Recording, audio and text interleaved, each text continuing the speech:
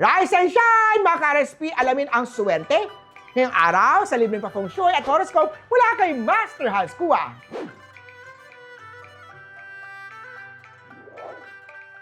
Sa mga pinanganak ng Year of the Rat, may konting delay sa plano pero huwag mainip o magpanik, ayusin ito ng isa't isa.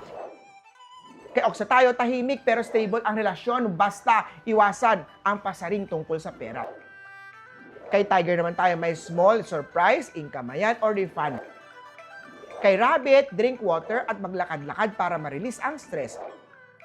Kay Dragon naman tayo, hindi ideal ang big investment ngayong araw, kaya ingatan natin kung saan ang lalaan o napupunta ang pera natin. Kay Snake naman tayo, mas malinaw kung sino ang may tunay na intensyon. Kailangan kilalanin mabuti kung ang mga taong nagpapalit ng puso sa'yo.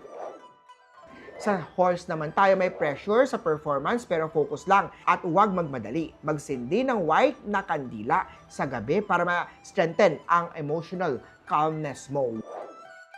Kay Goat naman tayo, kumain ng mainit at umiwas tayo sa malamig.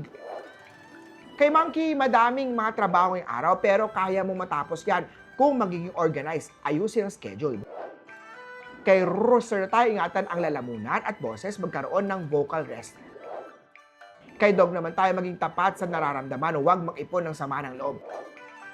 At kay Pig na tayo, control yung luho mo ha. May mas mahalagang paggagamitin ng pera sa mga susunod na araw. Muli po, ito po'y gabay, patnubay. Prediction lamang, horoscope mula kay Master Hans Kua. Nasa inyong mga kamay na silalay ang inyong tagumpay. Kaya always think positive at i-manifest natin ang success, mga ka-RSP.